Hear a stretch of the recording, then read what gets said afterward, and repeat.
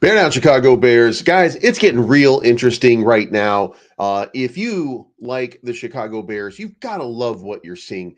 Even if you think that there are pieces that don't fit, even if you think there are, Chase Claypool situations where we've had a bad trade or a draft pick that you didn't like or something like that, the overall and overarching narrative for the Chicago Bears is one that they are ready for this next leg up. Now, in the meantime, I did find something hilarious on Twitter that when I share it with you, don't hate because it was funny.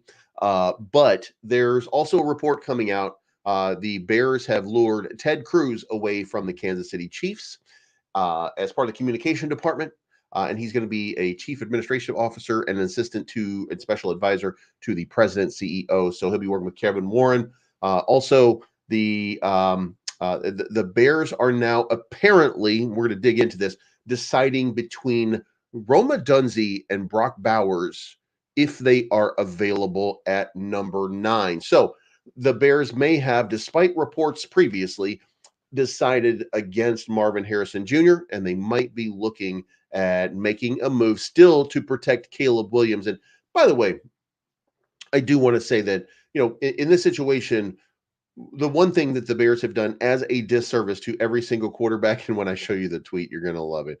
But they've never provided them with the tools that they need in order to be a raging success in the NFL, and that appears to be about to change. It looks like the Bears have taken a step. Is it the right step? I don't know, but they've taken a step towards improving.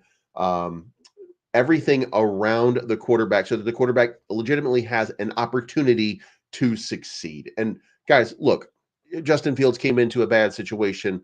Mitchell Trubisky came into an eroding situation. Everybody, Jay Cutler came into a falling apart situation.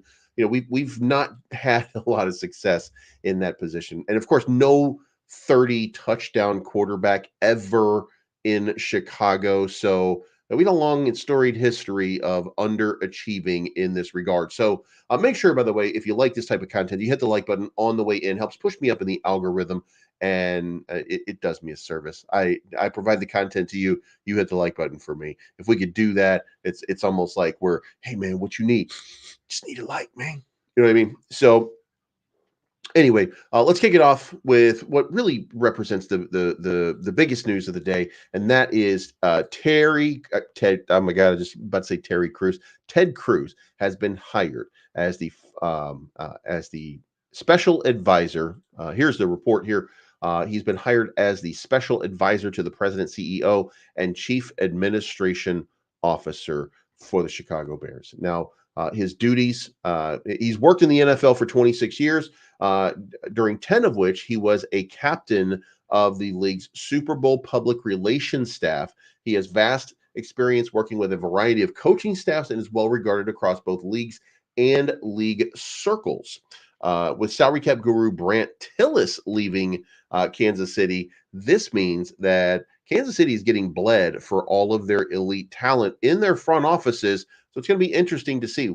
We continue to farm the Andy Reid system for coaches and assistants and stuff like that. And, some work, some don't. But here we are again looking at, what is right now, I want to say, the preeminent organization in football. And we continue to mine them for personnel. So a fantastic, in my opinion, opportunity right here. So I hope that this ends up being something really good. And we got Crimson in the house. What is going on, my man? We got CEO Snow Gang. We're going to be unstoppable this season. Mark Rewards.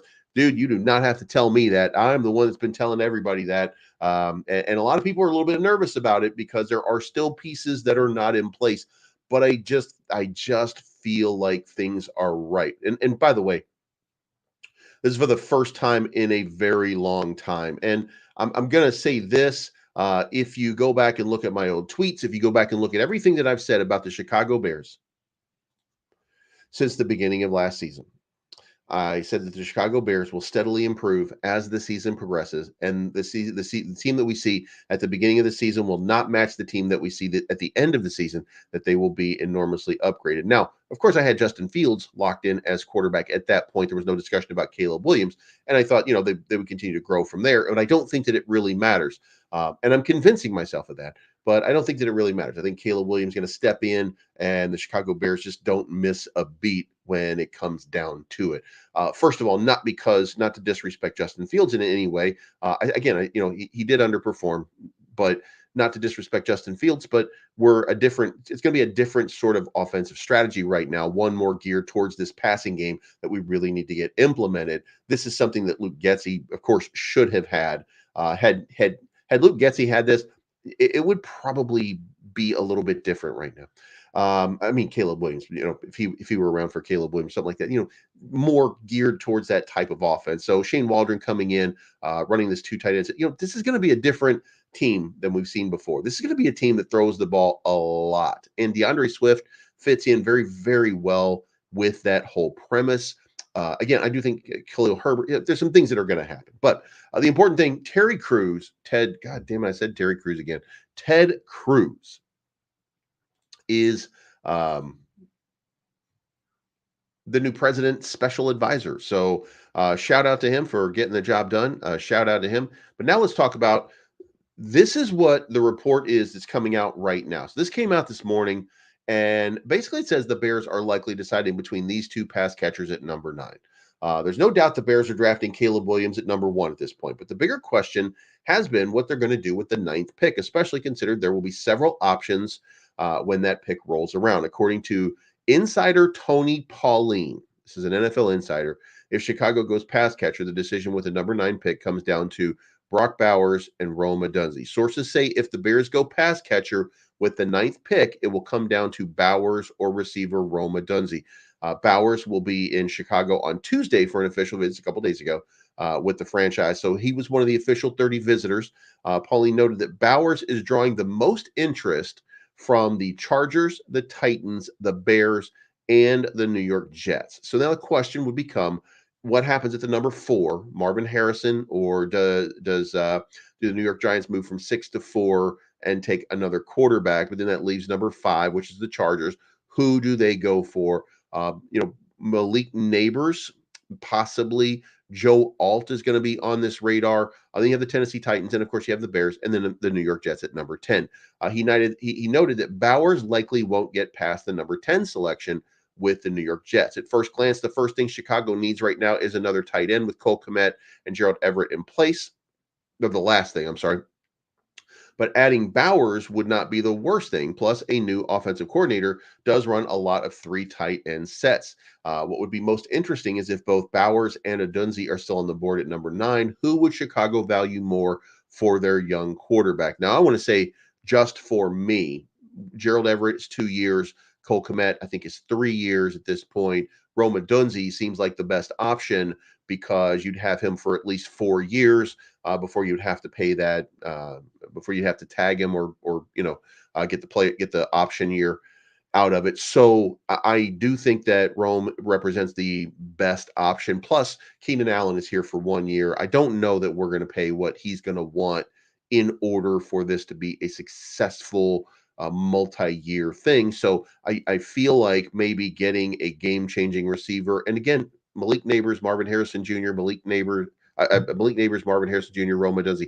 I think they all kind of a little different, each one of them. However, all of them are elite talents, and I think that we've probably got a really good opportunity. Again, if you're just coming in, by the way, make sure you hit that like button on the way in. Helps push me up in the algorithm. Does a lot to help me. I'm a small channel trying to grow. I need all the help and support that I can get from you guys watching the show.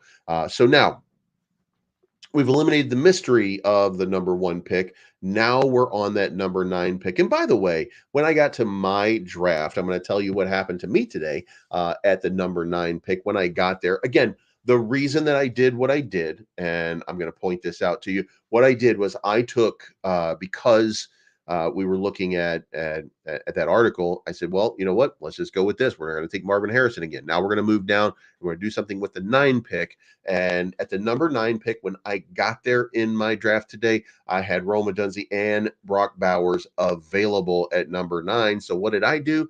I traded with the Jets uh, in order to come down and pick up, I think, a number 72 selection, which got me like, early third round. So I felt like that was a pretty good move. Plus, it added another draft pick to my mix. And when you see what I did, I got a feeling, I don't know if you're going to appreciate it or not. I don't know if you're going to like it or not, but I think I did exactly what the Bears need. As a matter of fact, I'm pretty impressed with this, even though I do want to say they're right. Cole Kmet, Gerald Everett, Brock Bowers. That's a pretty loaded tight end room, and that's going to be that way for 2 years. Gerald Everett was signed for 2 years, so it's interesting to see how it would play out as a 3 tight end set. But humor me here. I got an idea that this is going to be a pretty good thing. So it'll be interesting how this plays out. Now, moving on to other news. This came out yesterday that Justin Field looked downright miserable reporting to the Steelers camp for the first time. Guys, I told you I was going to move on from Justin Fields. By the way, if you're a Justin Fields fan, make sure you hit the like button. We're always going to talk about Justin Fields around here. I said I was going to stop talking about him, but I can't let him go. You know what I mean? When he makes the news, I do want to, and I know you guys are fans. So, let's see what happens here. When the Pittsburgh Steelers traded for Justin Fields, this was a very weird thing. And of course, now he's out there with, now he's out there with Russell Wilson. By the way, those are the 2 most sacked quarterbacks in the league. So, they absolutely wild. It'll be interesting to see how this all plays out. Now, the Fields reported to the Steelers' voluntary minicamp on Tuesday and didn't seem at all happy. Of course, a picture can only tell so many words, but you guys are seeing it right there on the screen right now. This is Justin Fields walking into the Pittsburgh Steelers location. Does not look happy to be there. Of course, it could be that he's just he's just got his head down, just kind of focused. We're reading too much into a picture, but it's pretty interesting to see that he is not looking happy as he walks in. Normally, you walk into a new opportunity, a new space, a new potential job or something like that. You walk in smiling. You know what I mean? So, we'll see what happens here. But now Kenny Pickett's not there, so it's going to be between Justin Fields and Russell Wilson. Russell Wilson, of course, would have the inside line on that first pick, and I do think that they're going to want somebody like a Russell Wilson to kind of mentor Justin Fields. I feel like they're going to give Justin Fields every chance to succeed in Pittsburgh. So shout out to Justin Fields. Hope he's not really completely upset. I hope that maybe, this is just a bad moment in time, but, we'll see what happens. Now, as we move on to that new quarterback, of course, it's going to be Caleb Williams. That's where we are right now. So this is what Josh Schrock from Yahoo Sports posted. He said he doesn't blink why Caleb Williams is wired to withstand pressure and break the Bears quarterback curse. Now, before we dig into this, I do want to say we're going to break that curse. We're going to break that curse because this is a team that's developed around this quarterback to give him success. And guys, if you go back in time and you really just kind of look around at the quarterback history, whether it was Jay Cutler, we didn't give him a chance. Whether it was Mitchell Trubisky, we didn't give him a chance. Justin Fields, we didn't give him a chance either. We started to build around them. We didn't do a great job of building the 3 previous guys up. So here we are. And now the question is death coming for the next Chicago Bears quarterback? Which in itself is absolutely hilarious. You know what? I can't do it. I got to do it now. This is what was posted on Twitter earlier today. Guys, I don't mean to laugh. I really don't. But this was one of the funniest things that I had seen in a long time. Now, if you know, my main job is cryptocurrency, so I'm familiar with this meme. It's used quite a bit. And this is just absolutely hilarious. Jay Cutler, Mitchell Trubisky, Justin Fields have all been called, and now death is as the Chicago Bears knocking on the door of Caleb Williams. I think it's going to be different this time, but it's still funny. Don't hate me for finding it hilarious. So,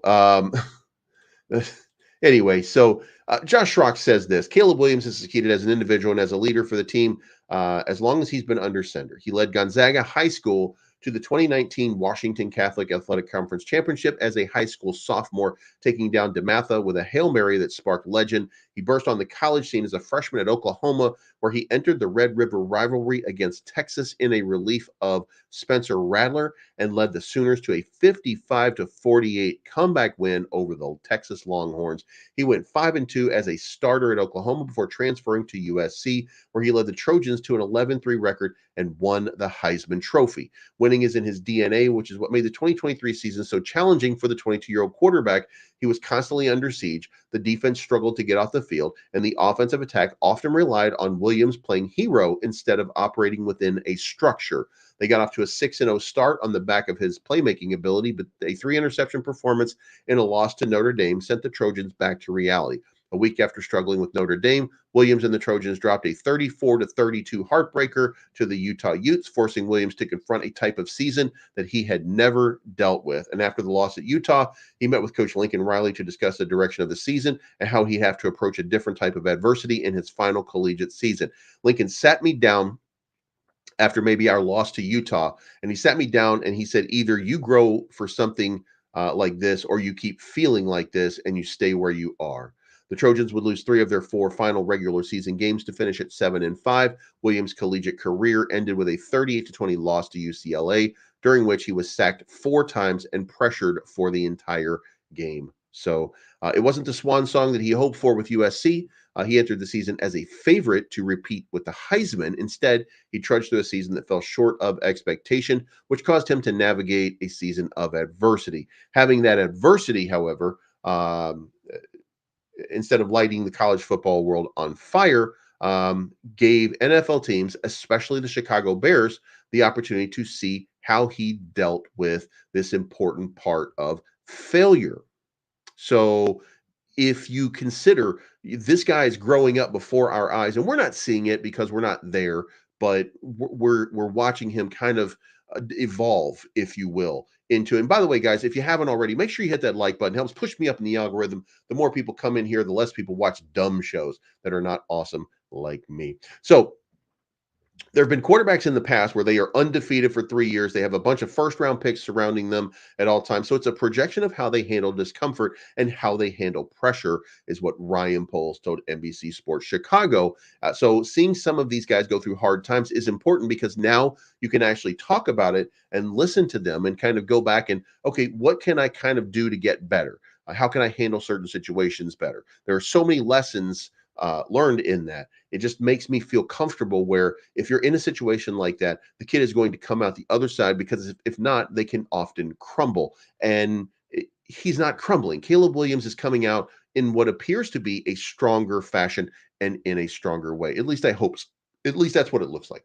So Poles and the Bears will land the number 1 pick, the Caleb Williams lottery, if you will. They've loved Williams since early on in the draft process. Of course, not thinking that Caleb Williams is going to be available for them. But then, of course, the trade with DJ Moore, the absolute fleecing of the Carolina Panthers, getting the number 1 overall pick, changed everything, the dynamic for this team. It's fantastic what we're seeing. Williams is going to arrive when Chicago with the weight of a city on his shoulders. And guys, I just want to tell you, I think long term, Justin Fields could have handled it.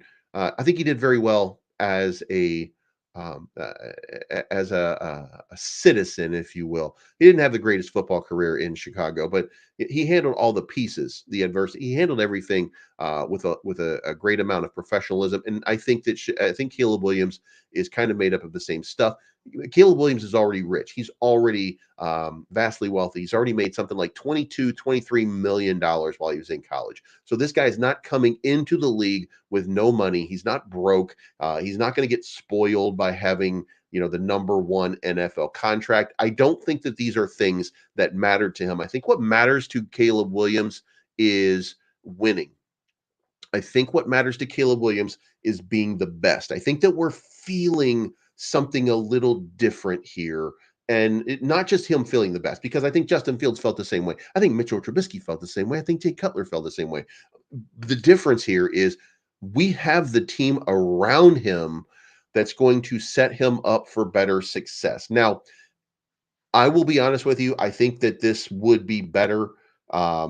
It's complicated for me to really, break it down to you in a way that would make a lot of sense to you to explain it in my mind, I guess.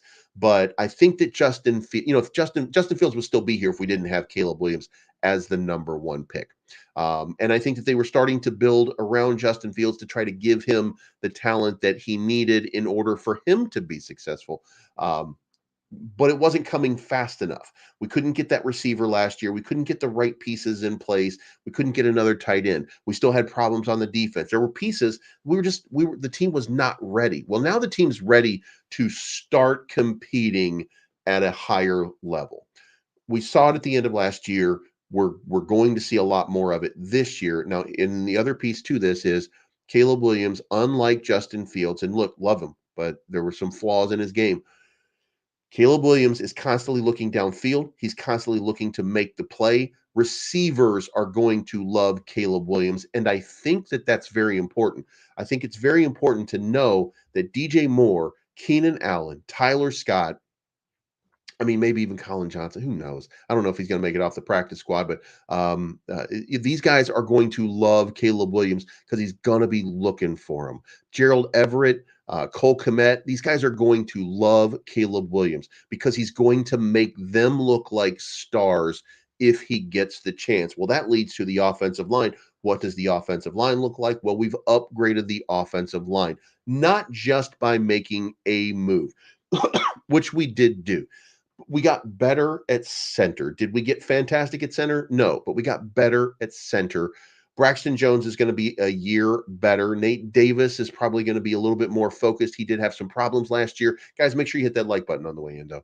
Darnell Wright, remember, the second year for the NFL, that's the big year. That's where you make the biggest leap. Darnell Wright, ready to go. He's going to be a little bit better. At least in my opinion, he's going to be a little bit better. Our backups, Larry Borum, Matt Pryor supplants Larry Borum as the backup, and I think that improves the line as well. There's so many different little pieces. They're just a little bit better. They're tiny bits better, but they matter because this was not a horrible team to begin with. Again, take my four games, the original 4 games we were just clearly not ready for. Let's assume that we're going to be ready for it this year, but take that out of the mix. And from the rest of the season on, we were 7-6. Does that get us to the playoffs? No, but if we had split those other games, we would have been 9-8, and we wouldn't have made the playoffs because we would have missed out because of the Green Bay Packers having we would end up having the same record as Green Bay Packers. And by virtue of having 2 wins, they would have, there would be no tiebreaker on that because they had won both games. But just, humor me that we were not that far away. Like this was a much closer team than what we want to think. That's all I'm saying. So now if we put those pieces together, and historically, by the way, teams that are on the up, that improve, the bad things that happen to a team that did happen to the Bears, that have happened for 2 years now, those bad things start to go away because you clean up the way that you play, you improve, your rookies become a little more seasoned, they stop making rookie mistakes, the mistakes stop piling up, you make less mistakes. You'll always make mistakes in the NFL, but you'll make less mistakes. You'll be a better team overall because of it.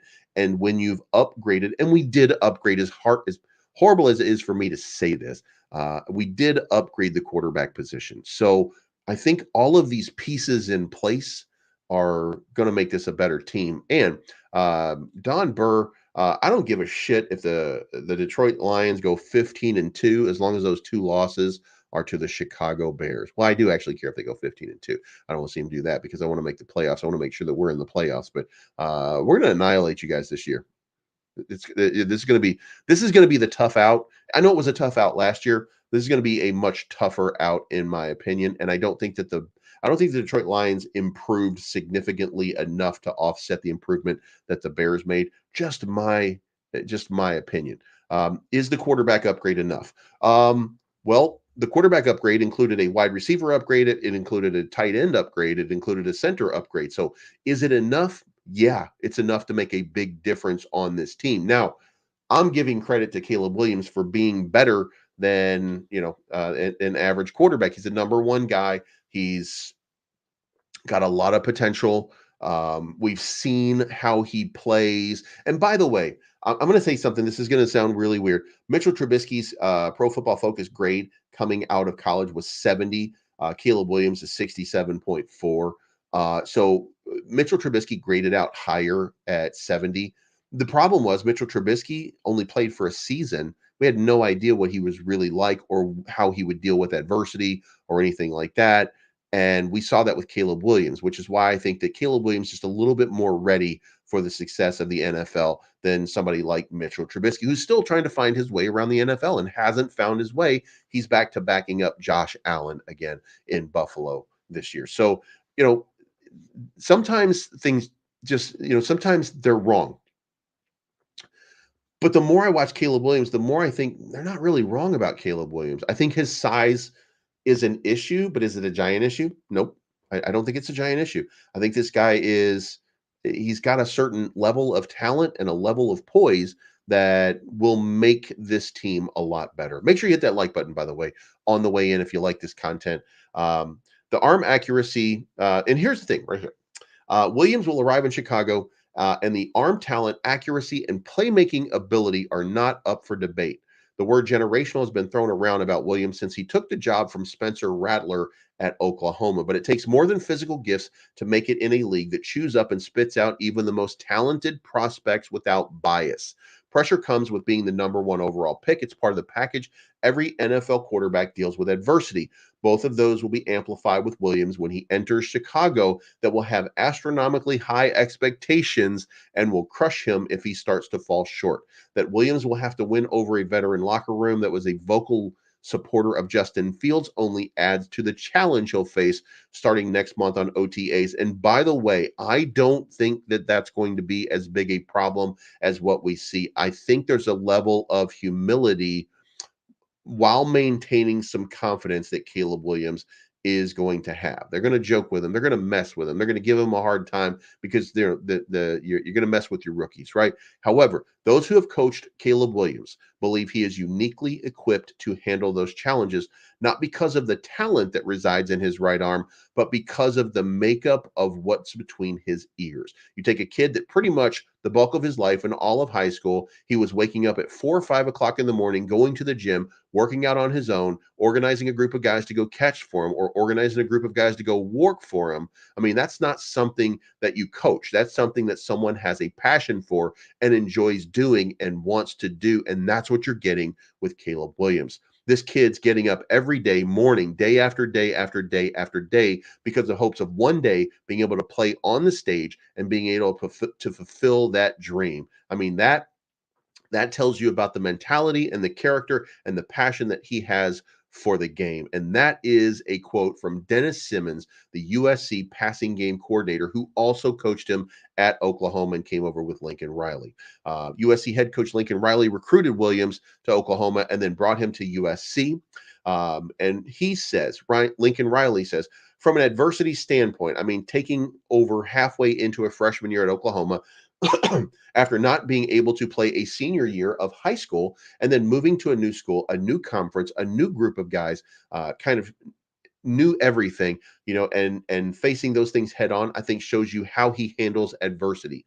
Mentally, he's come a long way. He's hungry to learn the game and he continues to improve. When Riley, Simmons, and Williams arrived at USC, the Trojans program was in disarray with a 4-8 record that saw Clay Helton get fired. Riley and his staff were brought in to LA to rebuild one of college football's premier programs. When we got there, there was a lot of work that had to be done.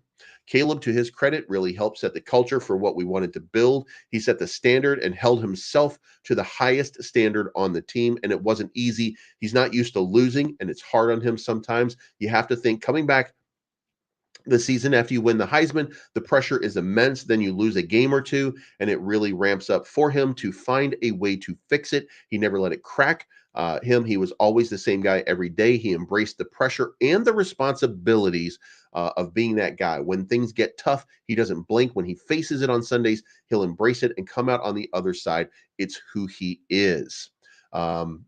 Good players want to play with good players, and good players also want to play with great players who can help them get better. And I think, especially when you get to the NFL level, when you're talking about it on any given Sunday, we're talking about 1,200 men have an opportunity to be employed by the NFL. I mean, you can't fool those guys. They know ball and they know talent when they see talent, and they know when a guy's got something and when a guy doesn't. And I think after a day of being around him and being in those practices, and when he steps into that huddle, not only is his presence going to command that respect, his athletic talent is going to support that. Guys are going to be like, okay, we got something here. And that's, again, from Dennis Simmons, who was his coach at Oklahoma and at USC. Now, Bob Stoops. And guys, look, Bob Stoops was an Oklahoma legend coach. And now, by the way, he's coaching in the UFL, XFL. I don't even know what it's called anymore. The Rocky the Bull Johnson show, whatever the fuck it's called at this point. UFL, I think. He says that he's a team guy. He's an incredibly high character young man.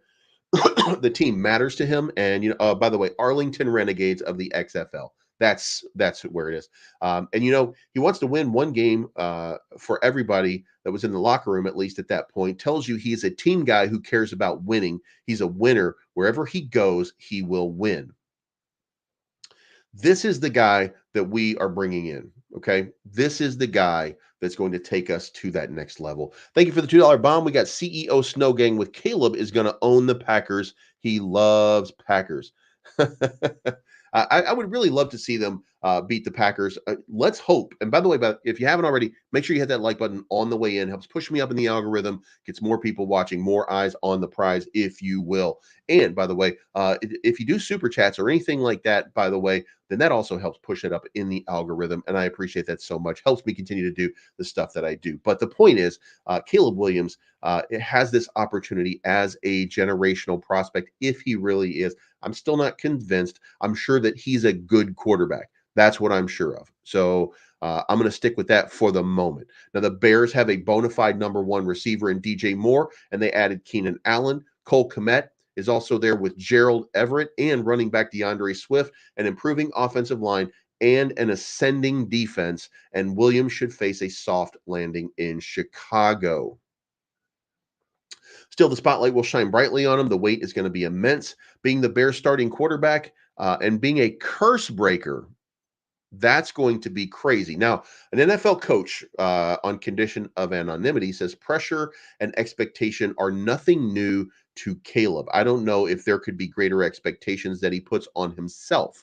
You're talking about a kid who wants to be a Hall of Famer since he was 14 years old, not just playing in the NFL. Now, lots of kids dream about being in the Hall of Fame, but almost none are putting in the work at age 14 and 15 to be that person. He was. This is what he wants. Chicago is a perfect match for him. It's a city that's been craving the type of quarterback that he is. And I think the expectations placed on him from the moment he gets there are only going to make him better. A lot of guys get chewed up by that stuff. He's not most guys. At the combine, he shrugged off the task of coming to a franchise that has failed the quarterback development test numerous times. Staring what many believe is at an impossible task didn't seem to faze him at all. I don't compare myself to other guys that's been there in my own. I'm my own player, and I tend to like to create my own history and write it for myself. I think Caleb, again, according to Dennis Williams, I think Caleb can be as good as Caleb wants to be, and I know he's a very competitive and driven guy. I know that without a shadow of a doubt, he has ambition, he has drive to become, at the end of the day, when his career is all and said and done, he wants to be considered one of the best, very best players, and he wants his name to be mentioned among the greats. And the sky is the limit for Caleb Williams. Everybody that has ever went into that league has had tough moments, and Caleb will have his tough moments, according to Lincoln Riley. It's just part of it, but he's going to make a lot of great plays too. I think he's a guy that's saved up for the long haul. He loves the game. He loves being part of a team, and he loves to be competitive. He knows he's got a good sense, and there's going to be a lot of work to be done. You don't know if you're ready until you jump into it, but he's faced a lot of these challenges he's had up to this point head on. He's found ways to succeed and to get better. His response in the NFL will be similar when he faces those adversities. And if he can do that and continue to climb, there's no telling how good he can be. This is coming from his coaches. This is, and we have enough Hall of Famers. To be honest, I would prefer trophies. We all would, my brother. We would all prefer trophies, but we can't get there without players that have the character to get us there. So I get the sense here that what everybody is trying to say to us is we've got our guy, that this is the one that he's going to lead the Chicago Bears to that promised land. Whatever that promised land is, I assume that it's going to be the Super Bowl. But maybe they'll just make a new Chicago Bowl where we just get to throw Green Bay Packers down flights of stairs for a week. You know what I mean? If we win. Plenty of people have put in the work since they were 14 years old. Did all of them win Heisman's? I mean, you're right. You're obviously right. There's a lot of people that put in a lot of work at a young age. However, they don't put it in. What they're saying is that he doesn't. They don't put it in with the intensity of him. He gets up at 4 o'clock in the morning. He starts throwing around. He was creating his own little teams to do this. So they're impressed by him, and it's okay for us to say, well, we want to see it for ourselves, but we can't see it, and we can't really critique the guy for not having done it already. We haven't hired him yet. You know what I mean? So let's give it a few moments here, and let's give him an opportunity to get into camp, to start to get this team and to see where this team feels. We need him to be sitting in there in that room, talking to other players, getting to know his receivers. Until we see that really start to play out, then we don't know what we've got. We'll find out what we've got pretty soon. I'm nervous like everybody else. I just get nervous in a positive way. I don't get nervous in a negative way. So I don't think that he's going to be the next guy to screw everything up or, whatever people say. Make sure, by the way, that you hit the like button. So let's hear it on the X, by the way. I already showed you guys that silly culling meme, but let's check out another thing over here. There's some mounting buzz amongst the NFL circles, and guys, it's about to happen here, I think. And this is going to be very, very interesting because, of course, this is where I'm pretty sure this is where the NFL wants to be right now, or at least HBO wants to be. But there's some mounting buzz among NFL circles that the Chicago Bears will be the team for HBO's Hard Knocks for this season, despite their opposition to being featured. So we could well see HBO coming in because this is a story that's writing itself. We're seeing the revival of the Chicago Bears. We're seeing the building of a solid, not spectacular, but solid team. We're seeing the building of that team. And now we're about to see this rookie quarterback come in, and we're about to find out whether or not he's got the stuff, if you will. And then, of course, that dynamic of how he navigates his relationships with everybody in, especially the people who were friends with Justin Fields or fans of Justin Fields, how he navigates all of these relationships, and does he turn this team into something more? With what he has, that's going to become something that's in play. Going to be incredibly interesting to see how it plays out. And, watching it on Hard Knocks, I think this will be one of those moments where we're like, you know what, this is not a team in disarray. This is a focused and a driven team that really wants to succeed. So I think that's going to be something that's really, really interesting. CEO Snow Gang, thank you for $2 bomb, says, if Caleb breaks passing records, he needs a statue. You know what would you guys do in chat? Let me know. What would you guys do if Caleb Williams has 30 touchdown passes in his rookie season? I don't know if any rookies have ever had that. Rookie NFL QBs with 30 plus touchdowns. All right, so Justin Herbert. There we go. Justin Herbert has the most touchdowns as a quarterback in the NFL. That's interesting. Justin Herbert was the first and only quarterback as a rookie to have 30 touchdowns. He threw for 31 touchdowns in 2020. Number two was Baker Mayfield, who had 27 touchdowns and 14 interceptions. Peyton Manning is number three, tied with Russell Wilson. He had 26 touchdowns, but Peyton Manning also had 28 interceptions in his first season. Russell Wilson was 26 and 10. Daniel Jones, 24 and 12. Andrew Luck, 23. CJ Stroud, 23. Dak Prescott, 23. Jim Kelly in 1986, 22. Is there a Chicago quarterback in here at all? No. So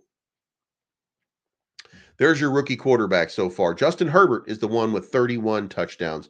So the only one, by the way, with 31 touchdowns. So fascinating. And if you haven't already, then set your calendars because the Irish Bears Network on Friday will have an interview with Zach Pickens, where he's going to talk about he's going to talk about everything with the team and how his rookie season went, and he's going to speak to Welcome to the League about Gervon Dexter Sr.'s impact on him last year and much more. Of course, Gervon Dexter, I think, is one of those guys primed for that breakout.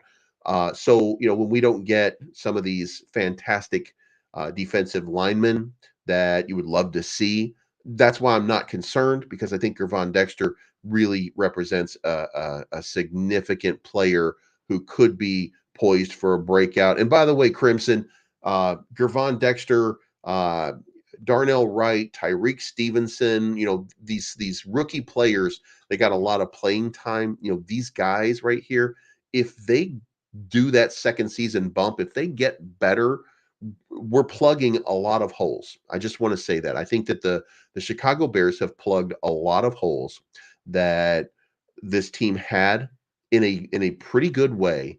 And I think that means that we're probably primed for that next big move. Like that seems to me to be reasonable to expect to have some sort of breakout from the Chicago Bears going into this next season. So the roster is pretty set. Defensive rosters right there.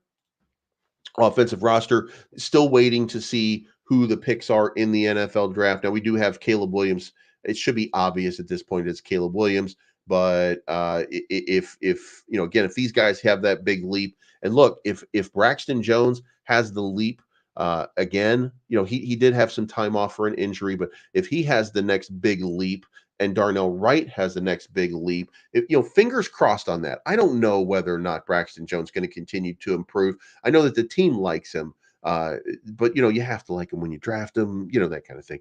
But they like him so far, so I think he's going to continue to get better. Tevin Jenkins is going to continue to get better. Ryan Bates right now penciled in as number one. Coleman Shelton could be that guy. Nate Davis will be recovering from, he had family issues last year. All the pieces are in place. So if we overcome whatever sort of obstacles there are quietly and with professionalism, and this could be something big. I mean, it really could be. I mean, look around at this team. Look around this team. DJ Moore, Keenan Allen, Cole Kmet, Gerald Everett, DeAndre Swift. You have 5 people who can catch the ball in your starting lineup. And we haven't even drafted a wide receiver yet. And, again, let's remember Keenan Allen is only on a 1-year contract. So him developing someone like a Roma Dunze or something like that be fantastic, be unbelievable to see that happen. But maybe Tyler Scott has a breakout. Remember, Tyler Scott was a rookie too. What if Tyler Scott gets Darnell Mooney better? Remember, Darnell Mooney went from okay to having a great season. So, maybe we have, maybe he has that next year upgrade, and we're going to be throwing the ball a lot more. And I do want to say, again, no offense to Justin Fields, but Justin Fields was part of the problem with Tyler Scott, part of the problem with Darnell Mooney. Justin Fields was an issue, not the entire issue, but he was an issue. So if we have a quarterback who's a gunslinger, and guys, what I told you before, I'm going to stand by, even though I'm nervous to say it, but Caleb Williams to me reminds me of Brett Favre. This reminds me of a gunslinger that's mobile. He can run around in the pocket. He can go get you the first downs when you need it. So far, he seems like he's a rough and tough sort of guy who's going to go out there and make plays. I mean, another one that was kind of a quote unquote gunslinger is going to be Tony Romo, where he's always looking to throw the ball, not looking for the run or anything like that. And by the way, this kid, Caleb Williams, is way more athletically gifted than Tony Romo. But my point is, I think this guy is going to be throwing the ball all over the place. And Shane Waldron has an offense that's designed in order to do that. So, you know what I mean? And that's exactly right. Crimson says Mooney was looking pretty good before Getsy got here, and that's fair. But also at the same point, when you look at it that way, your primary receiver is DJ Moore. So not getting the ball to Darnell Mooney, I don't think that's Luke Getsy necessarily. That's, you do your route running and you have to get open, and Justin Fields has to have time to throw. So that's the players on the field not performing in a good fashion for that to happen. So, and again, I try as best I can not to be disrespectful to Justin Fields because I love the kid, but there were problems, and it was not all Luke Getsy. There was plenty of responsibility for Luke Getsy, but it was not all about Luke Getsy. There was, Justin's got to take some responsibility, or the team at least needs to acknowledge that there was some responsibility of Justin Fields from there. What is going on, man? How's it going in the Ukraine? I hope you guys are doing all right. I hope he's not a Favre who threw ultimately. Well, you know what? That's going to happen at first. That the difference between, and when I say like Brett Favre, it's going to be like the gunslinger where he's throwing the ball all around the field. He's got a cannon of an arm. There are going to be some untimely interceptions, and he does not have a lot of interceptions. And if you go look at Brett Favre in college, same. We'll see how this works out. Tyson Bagent, by the way, had a lot of interceptions in a short period of time because he's got a soft arm. This guy does not have a soft arm, and he's really, really accurate. So I think he's going to be more in line with. By the way, when I say Brett Favre, I mean the way that he plays. I don't mean the results. Aaron Rodgers, same thing. If I said Aaron Rodgers, would it have been better? Because Aaron Rodgers was just like Brett Favre. He's a mobile quarterback. He's always looking downfield. He's always looking to make the next play. Same thing. I mean, not same size or anything, but this is going to be potentially a fantastic guy. Squeegee said, by the way, I'm going to go back here just a little bit and said, still not convinced that we've done enough on the offensive line, but we've significantly improved at the skill positions. Well, here's the thing. My take on the offensive line is, yes, we obviously need a little bit more help. But the problem last year, in my opinion, was Larry Borum at the left tackle position. That was a big point of weakness. And I think Larry Borum being replaced by Matt Pryor in that rotation, and Braxton Jones, who played admirably during the second half of the season when he came back off of the IR. I think as long as we can keep these guys healthy or reasonably healthy, then this is an upgraded team. Again, Braxton Jones should be getting better. He's not playing. He's trying to play for a contract at this point. He's going to get a little bit better. Also, Darnell Wright should have a big rookie upgrade. Have we done enough? Probably not. But I don't know how you get, unless you give them a chance to work together, they're not going to get better. And it's going to cost, it's financially prohibitive for us to go out and reach out and get the best of the best players at this point. Of course, we can't do that. We have to rely on these guys, and we have to say that these men are going to be the ones. And I think it should be fair to say that no matter whether or not we've done enough or not, we are better. We are a better team by a long stretch. So we'll see how this plays out. But McFact brings up Warren Moon, Dan Marino. They were non-interception throwing gunslingers. So, you know what I mean?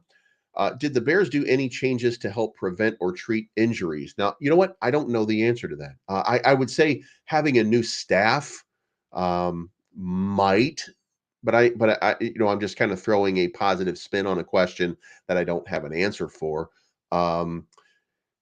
I think the NFL did a lot by reducing the preseason to 3 games and then increasing the season to 17 games so that, that might change the dynamic a little bit. And Squeegee says, Nate Davis, Cody Whitehair, Lucas Patrick, and Braxton Jones were not very good. Well, Cody Whitehair that's not true. Cody Whitehair actually graded out as one of the number 1 guards in the entire league last year. And you don't have to take my word for it.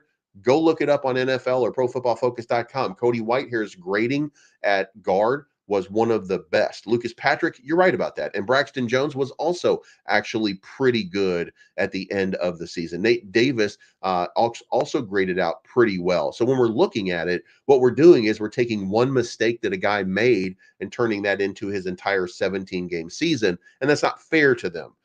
We were actually a much better team than we give anybody credit for. And by the way, 2 of the people that you're talking about, they're not on team anymore. They've been upgraded. Ryan Bates is an upgrade to Cody Whitehair, of according to most rankings and analyses. And Coleman Shelton is a significant upgrade to Lucas Patrick. So in every different way, there's been an upgrade. Again, Braxton Jones is going to be playing for a contract, should be better. Darnell Wright's going to have a big second-year upgrade. These are better people. Nate Davis was dealing with a tragic circumstance in his family, and it did take his focus away. Hopefully that's not going to be there.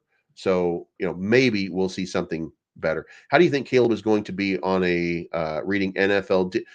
I think that Caleb Williams is going to adapt very, very quickly. I think Shane Waldron is going to make his job very simple. I think he's going to keep it as simple as possible, use the KISS principle, and he will make sure that Caleb Williams does not do things that he's not ready for.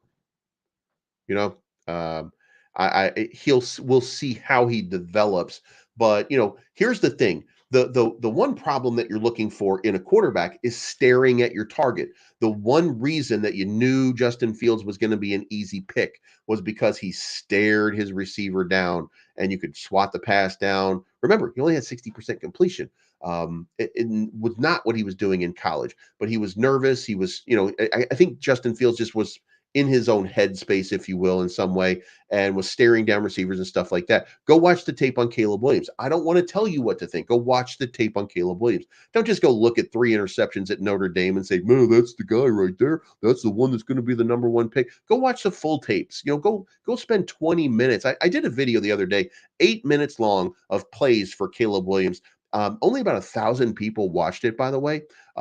So I know people don't like Caleb Williams, but I mean, look, you're going to start liking Caleb Williams when he starts doing all of the stuff that he did at USC here in Chicago, and we start winning games, and you're seeing this guy throwing the ball around the field and making everybody look like a star.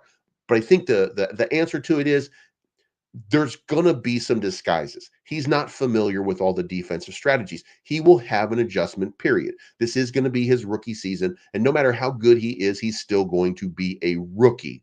However, he's a rookie coming onto an already built defensive team. Remember, the Chicago Bears were the number 1 rushing defense last year. They were the number 25 passing defense. And what do we say is good on our defense right now? We say the defensive line sucks, and we say that the secondary is good because of Jalen Johnson, Tyreek Stevenson, because of Jaquan Brisker, because of Jack Sanborn, Tremaine Edmonds, TJ Edwards. We say that, but guess what? That's not true. None of that shit's true. We were the number 1 rushing defense, and we were 25th in passing. So if we're better in the secondary, and by the way, that does include the pass rush. I'm not oblivious to it.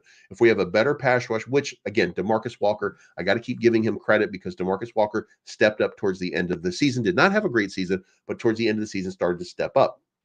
If we have a better defensive line, if the defensive line gets a little bit more pressure and we scheme a little bit better and we blitz a little bit more maybe, and we provide pressure and we start to do things, then maybe, just maybe, this is a better team, and that changes the dynamic all around. But look, I think this is going to be a fantastic team.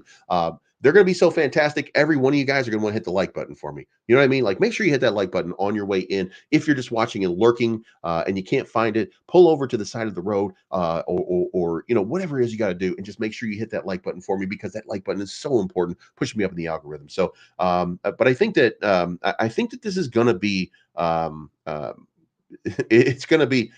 Mudbutt says, watching this on the toilet right now. This Taco Bell. Hey man, good luck. Turd burgling for you. By the way, speaking of turd burglars, Kobe White for 37 points. What about the Bulls? Man? Kobe White goes for 37 points. I'm going to tell you something, guys. When the crowd was shouting Kobe, Kobe, Kobe, I was going to make a picture of a mountain and put it up on my Twitter, and I decided not to because, and if you don't know, you will, so yeah, I couldn't help myself. So defenestrate. The Bears had they were 12th ranked in defense. So number 1 and number 25 overall. And then of course you had scoring defense. They were giving up 22.3 points a game. Not great. But, you got to remember that in the first half of the season, they gave up a lot of points. In the second half of the season, they were the number one scoring defense. So, these things have to matter, and we have to be able to compartmentalize and look at the team and say, well, at the beginning of the season, they were clearly not ready. That's the coaching staff. They were not ready for what they were going to do. We hope, we don't know for sure, but we hope that this year is going to be better. Seattle seems to be ready for the start of the season. The Chargers seem to be ready for the start of the season. The Commanders, I don't know about that, but I mean, we brought in people from different locales. Hopefully, we're going to be ready for the season this time around, and we're not going to be just fiddle faddling through and not give up 4 games before we really get started.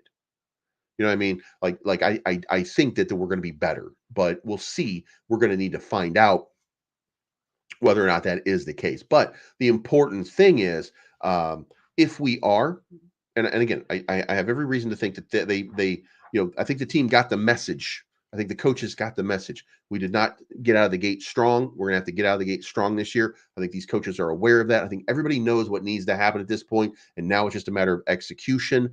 So this defense, again, compartmentalize it from not prepared to suddenly a top team. Suddenly, these guys are a top team. So if you just consider that, if they can continue the trend, and that's going to be a big thing. If they can continue the trend, then this team right here, I told you before, I'm going to tell you again until I'm blue in the face. This team is a potential 13-game winner. Now, it would take a lot for that to happen. A lot of things are going to have to fall in place. I would be happy with 11-6, but I mean, as long as we get into the playoffs, I don't care. Whatever the record is, and I would not like to see a wild card game because wild card teams tend to not make it to the Super Bowl. I think the Packers were like the exception to that once. But if you get in there, you got a puncher's chance, right? So what I like to see is I would like to see the Bears come out, hit the ground running, and then look, I think that both Minnesota and Detroit are going to be easy wins. No disrespect if you're a Minnesota fan, no disrespect if you're a Detroit fan, but it feels like we've got their numbers in the way that we match up against them. The team that we don't have it on right now is Green Bay. It felt better in that last game that was only 17-9. The problem with that was, even though, like, it doesn't escape me that I watched what was happening there, and I too did not feel like the Bears had a chance, despite the fact that we were within a touchdown at the end of the game. I did not feel at any point like the Bears were really moving the lines. They weren't doing anything great. So, you know what I mean? And Bears had a weak schedule the second half of the year. Well, half of every team's schedule is weak. The Bears have the third easiest schedule in the league. Getting to the playoffs is the part that matters. Improving from the first of the season to the second. Remember the leap that this team made from the beginning of this season to the end of this season. If the team continues to improve from being a mediocre team going into a new year to a really good team at the right time, then all cards are off the table. All we can do at this point is speculate. So, and here's the thing, you guys are not giving any credit to the fact that we dominated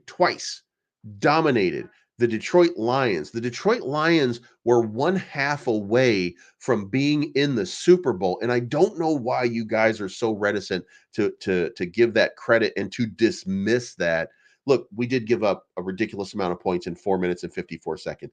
It's not my fault, but I understand that. But at the same time, 28-13, 3 weeks later, we just destroyed the Detroit Lions, who were, again, one half away from being a Super Bowl team. So I don't get why we're calling this like a weak team, a weak schedule, a weak everything. And the fact that we were up 26-14 with 4 minutes and 54 seconds should be, you, instead of saying, well, we're not a good team, it should be, we didn't close out very well. We didn't close out when we needed to close out the game. We should have been better when it mattered.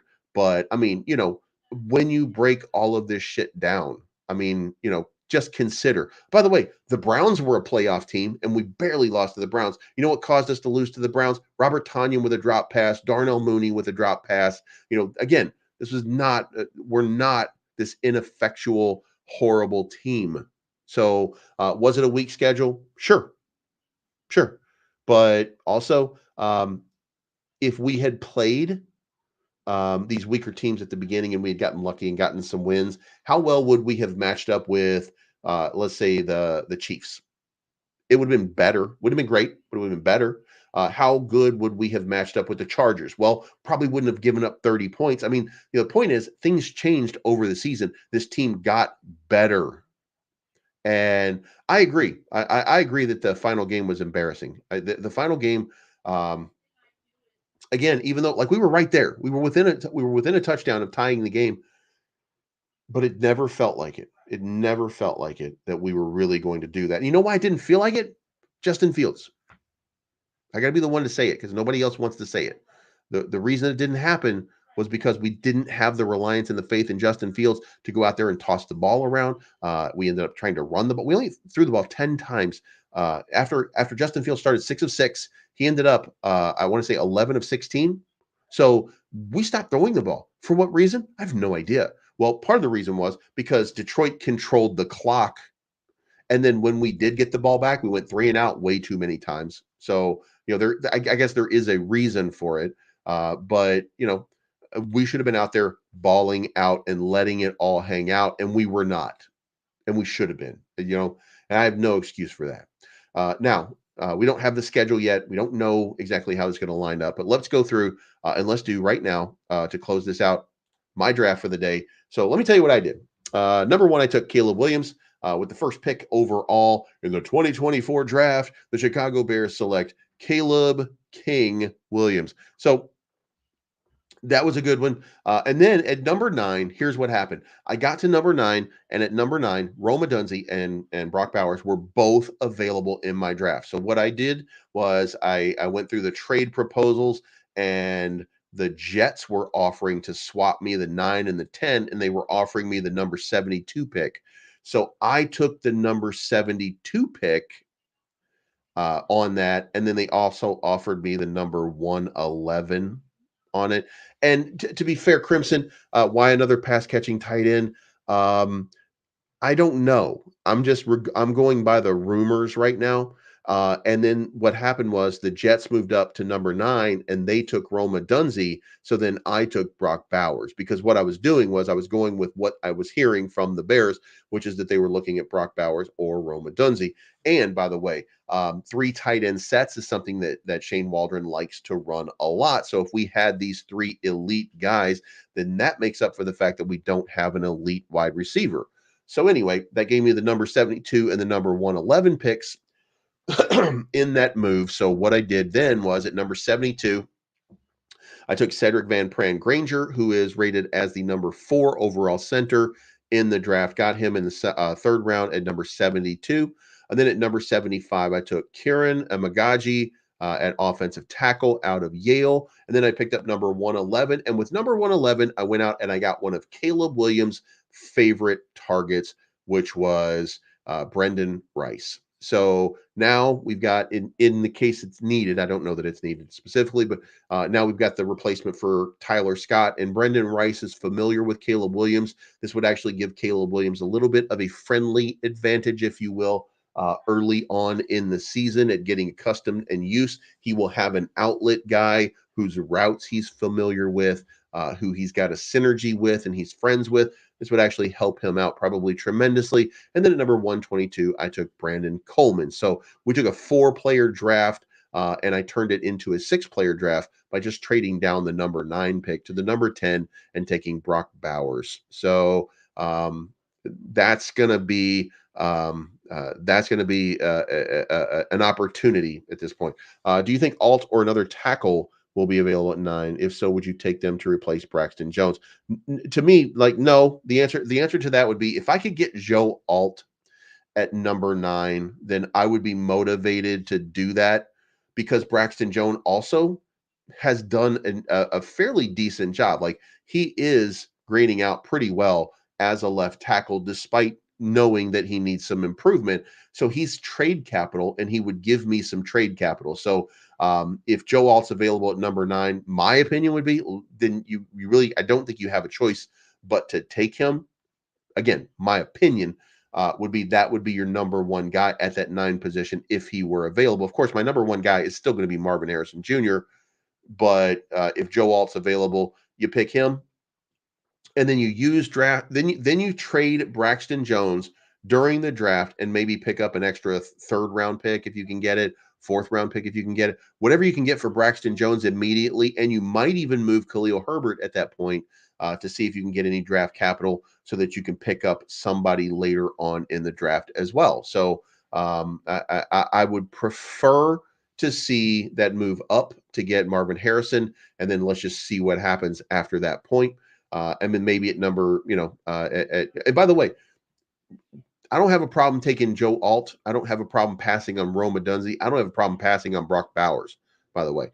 I would trade the number 9 pick down anyway and start looking for an edge rusher because that would be my preference. But everything that we're reading out of Chicago right now, no matter what you guys think, no matter what you guys like or what you guys think, is that they are forcing the offense to improve, that they are pushing for almost strictly offensive players at this point. And Braxton was a 5th round pick. I'd be shocked if he was worth anything higher. He's playing higher than a 5th round pick. That's the point. So the question would be, you've got him for one more year.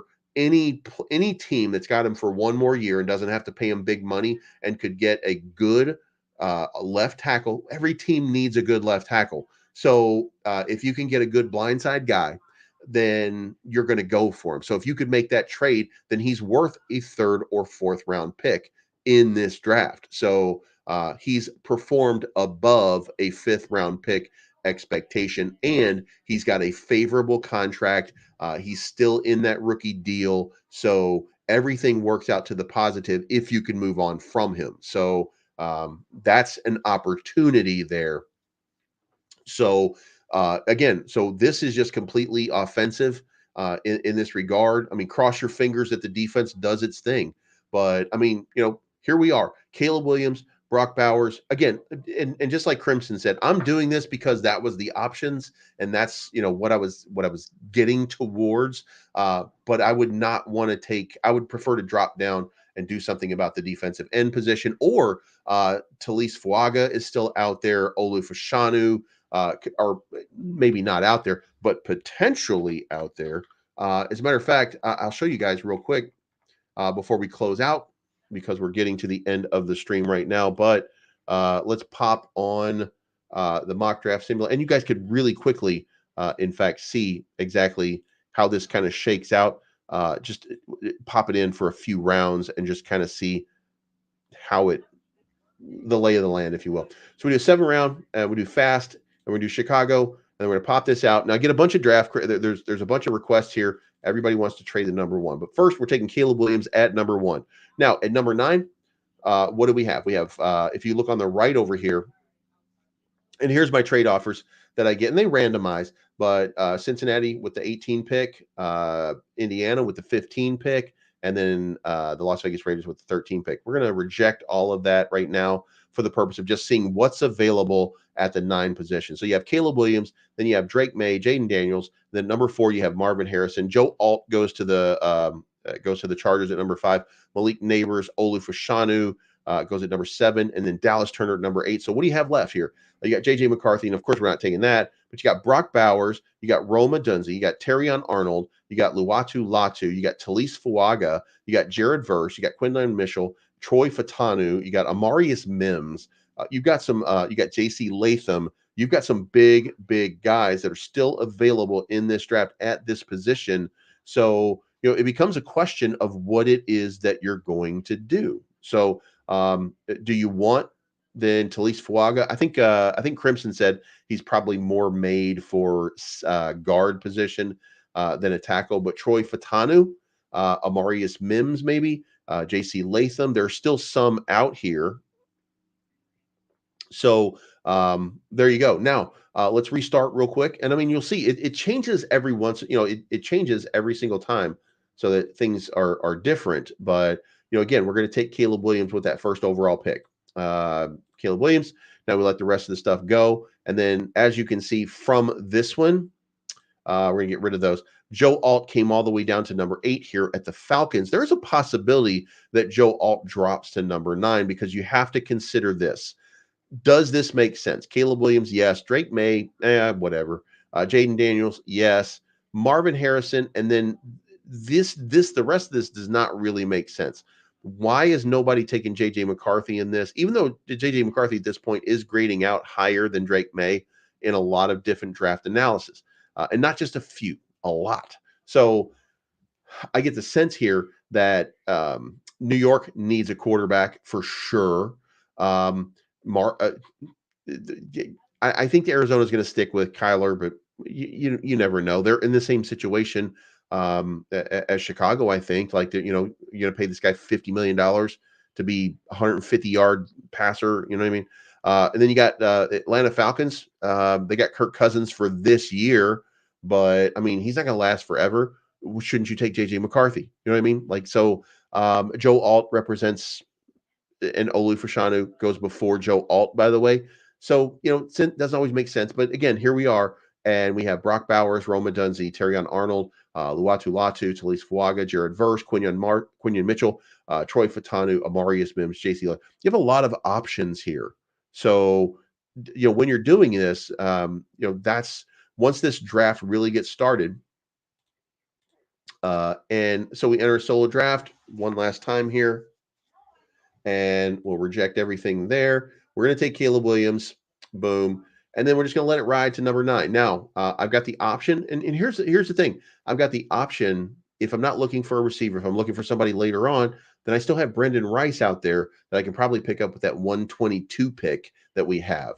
So I'm going to reject the 18 and 49 here. I'm going to reject the 28, 60, and 144 here. 33, 39, and 65 I'm going to reject, and then I'm going to reject that. And here we are with the draft. So what if I did Roma Dunze? Does that change anything? Or what if I did Talise Fuaga or Amarius Mims, Troy Fatanu? Now, again, the problem is these are not top 10 guys. If we just assume that we don't want to reach too far down at number 9, what we'd prefer to do is draft down at number 9, then, who do we go for? It's going to be looking. By the way, we did get J.J. McCarthy at number 3 on this one, and Jaden Daniels is still available in this draft. Again, with teams that need desperately quarterbacks, they are still New York Giants are not taking a quarterback. That seems silly. That really seems a little bit silly. And the Falcons need somebody to sit behind Kirk Cousins. You know what I mean? So, but then here we are, and then this, you start to move down here and down here and down here. I mean, you got Jackson Powers Johnson sitting out here. I think for most people that's a home run. Graham Barton, I think that's pretty much a home run right there. And by the way, Graham Barton, as you notice right here, is now ranked number 26 overall, above Jackson Powers Johnson. You want to know why? He's bigger. Graham Barton is 2 inches taller and 20 pounds heavier. So this dude was massive. And Jackson Powers Johnson, by the way, is a massive center. Graham Barton's even bigger and now grading higher overall. So, there's a lot of different options that you have here as we get closer to the draft. But again, if we do the same thing, you might even see it at one of these points, Joe Alt start to fall down into this range. You know what I mean? So again, we're going to remove that. We're going to draft Caleb Williams. And now here we are, and we're going to reject that. We're going to reject that. We got pick number 15. We should con on that. Let's 15 and 46 right here. So this changes the dynamic. We actually have a pretty good one right here at 15 and 46. So just imagine, if you will, we have the number 9 pick. We've got Olu Fashanu sitting there at available at number 9. We've got Brock Bowers. We've got Roma Dunze, Terrion Arnold, Luatu Latu, and Talise Fuaga, all available. And we've got Jared Verse at number 15. Do we take Olu Fashanu, and do we move down? What is the move here? Let's just say we did that. We moved down to 15. Now who's available? Let's reject this trade, and let's reject this trade. At this point, we just traded down. We picked up an extra pick, and now we have a 46 pick. So we have a second round pick, which is important, I think, to have. And it's a fairly early second round pick. So now we have the option at number 15 of Brock Bowers, Jared Verse, Troy Fatanu, J.C. Latham, Brian Thomas Jr., Johnny Newton, Byron Murphy, we heard a lot about him. Chop Robinson is coming in, and we have Graham Barton.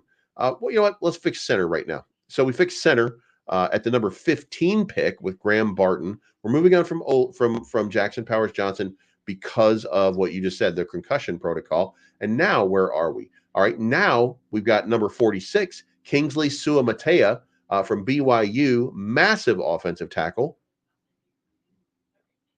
So now we've fixed offensive tackle, or at least we've created an offensive tackle, highly rated offensive tackle to come in and challenge Braxton Jones, maybe even be better than Braxton Jones. And then from there, we have our offensive center of the future in Graham Barton. And then let's go ahead and close this part out. We don't want that. What we do want is we want to improve the defensive tackle no matter what. So we're going to take Chris Jenkins out of Michigan.